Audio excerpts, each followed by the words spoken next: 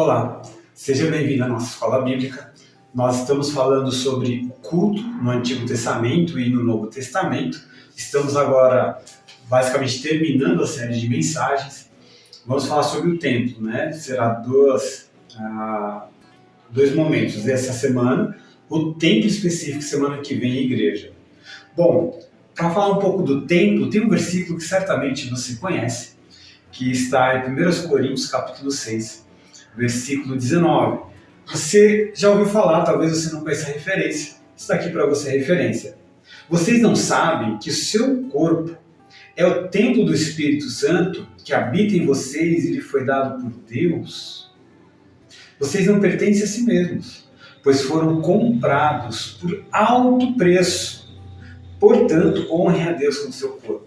Bom, aqui há uma mudança de paradigma, porque se o templo era o lugar onde havia a presença de Deus, né, isso na Arca da Aliança, lá no Santo dos Santos, estava dentro do templo, então o templo era o local de sacrifício, de culto como um todo, né, e ali era o ambiente da presença de Deus, da Shekinah de Deus, né, essa presença gloriosa de Deus. Era o ponto de contato do ser humano com Deus, era onde o ser humano podia chegar mais alto e aonde Deus descia mais embaixo, digamos assim, para comunicar-se com o ser humano. Bom, se o templo representa tudo isso e muito mais, obviamente, há uma mudança, porque aqui Paulo, tudo bem, ele está dizendo algumas coisas sobre o corpo, né, para a gente tomar cuidado, principalmente os coríntios, né, que tinham um contexto bem pesado na área sexual e de idolatria. Então está falando basicamente nesse contexto aqui e está dizendo, não, vocês têm que tratar o corpo de vocês de maneira muito digna e não se entregar às paixões, aos deuses como vocês faziam aí. Agora tem uma nova realidade que vocês não só encontraram, ou foi encontrado por essa nova realidade, mas que muda a sua realidade, né? Cristo não é uma pessoa a quem nos tornamos apenas amigo, Ele é nosso Senhor.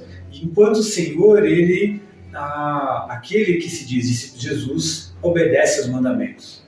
É simples assim, não tem muito o que falar. A gente precisa entender uma coisa, Jesus é Senhor e nós somos seus discípulos, portanto, nós seguimos o Mestre e nós vamos fazer o que Ele pede, se somos de fato discípulos.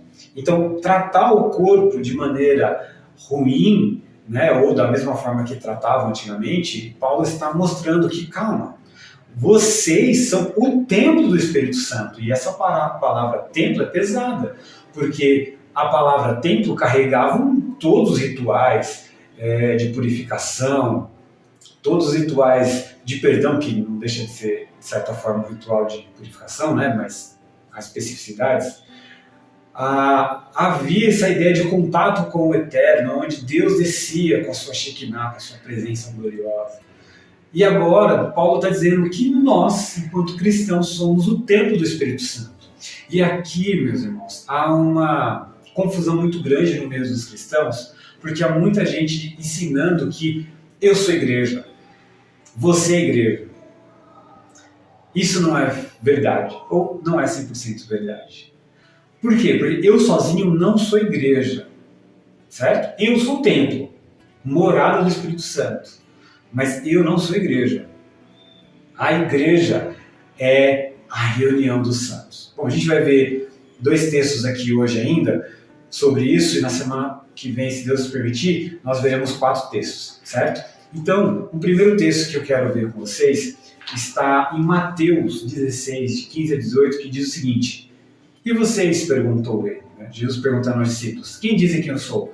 Então lembra que Jesus envia os apóstolos, né, lá no capítulo 10, e até o capítulo 20, você percebe que há uma ida dos discípulos, mas não há uma volta. Jesus está andando com eles e enviando o tempo todo. Não há um retorno, não que Mateus relate assim, ó, e aí os discípulos foram e voltaram, relatando. Não há isso. Se você ler com cuidado Mateus, outros outros evangelhos, né, ou de Mateus, de Marcos, Lucas e João, tem algum deles que fala isso. Mas o de Mateus não fala isso. Se você ler com cuidado, então parece que Jesus está com eles, envia e está com eles ao mesmo tempo. E aí, numa dessas voltas, Jesus pergunta: quem eles estão dizendo que eu sou? E aí a famosa frase de Pedro, né? O Senhor é o Cristo, Filho do Deus vivo. E aí Jesus fala: muito bem, Pedro, mas isso não veio de você, isso é ação do Espírito Santo. Você é feliz por causa disso. Que privilégio que você tem, ou que você teve, porque o Espírito Santo foi que te revelou isso. E aí, Jesus vai dizer algo muito complexo, que vai dizer o seguinte: agora eu lhe digo que você é Pedro. Mateus 16, versículo 18. E sobre esta pedra edificarei a minha igreja, e as forças da morte não a conquistarão. Bom, a igreja católica, ela vai dizer que esta pedra é Pedro. Portanto, a igreja está fundamentada em Pedro, Pedro sendo o apóstolo, então Pedro sendo o novo pontífice. Portanto, todo papa é pontífice, ou seja, ele faz ponte entre Deus e os seres humanos. Bom, como nós estamos estudando, nós vemos que Jesus, ele é o sumo sacerdote, é a única ponte entre Deus e os homens. Então, nesse sentido, não dá para a gente olhar para esse texto e dizer isso é uma realidade. Há duas outras explicações das quais eu gosto e eu acho que as duas são válidas. Eu não excluo nenhuma das duas. A primeira é que Jesus está falando sobre esta afirmação que você disse.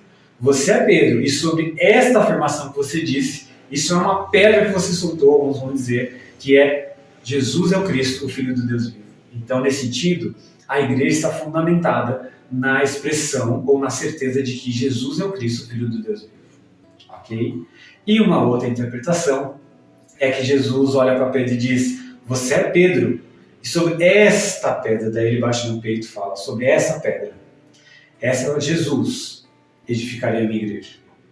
Então, para mim, qualquer uma das duas, porque de qualquer forma, Cristo é o fundamento da igreja.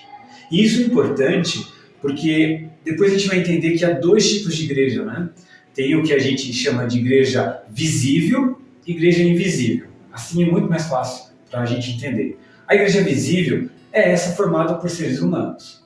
A igreja invisível é aquela formada por salvos dos quais a gente não sabe quem são.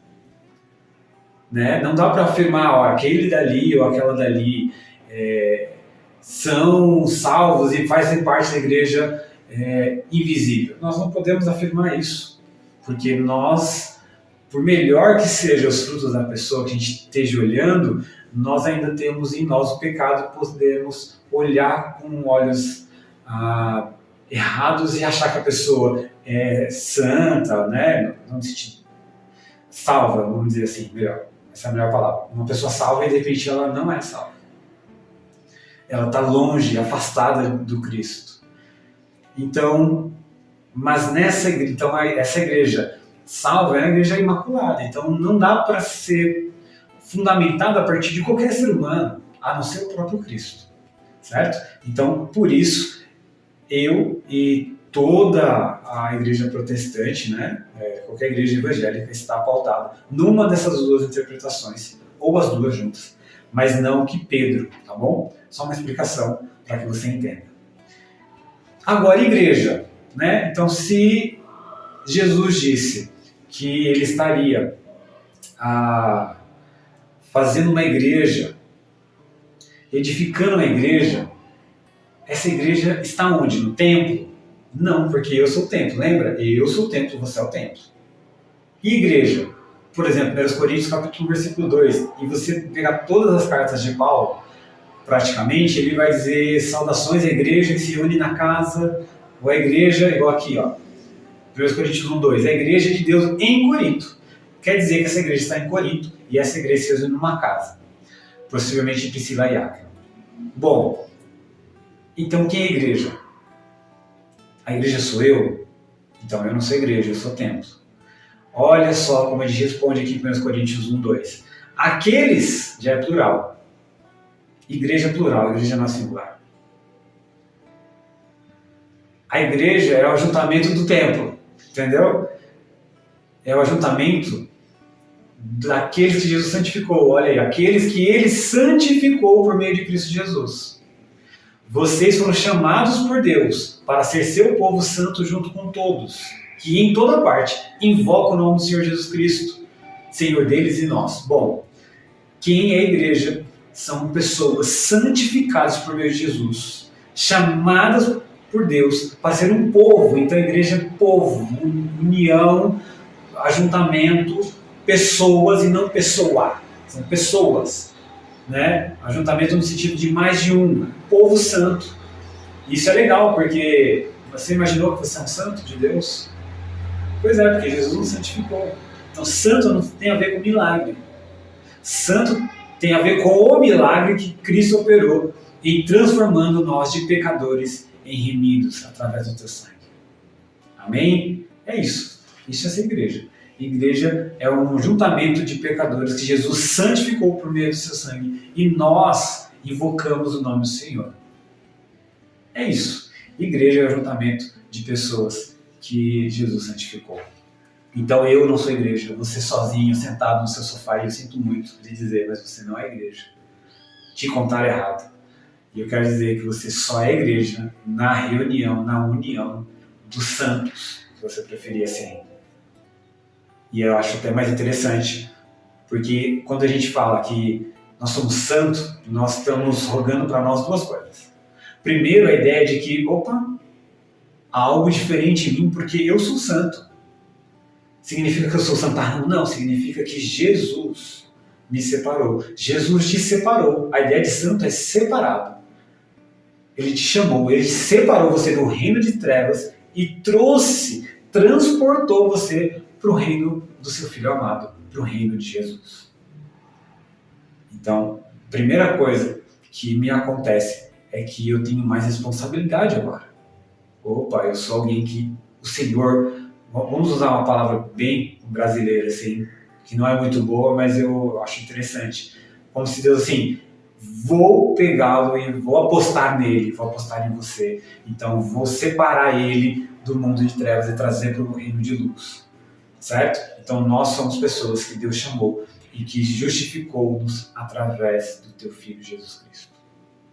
Isso é maravilhoso. Então nós não precisamos mais ir até Jerusalém. Não há mais essa ideia de templo. Não há ideia de templo de Salomão. Isso não existe mais.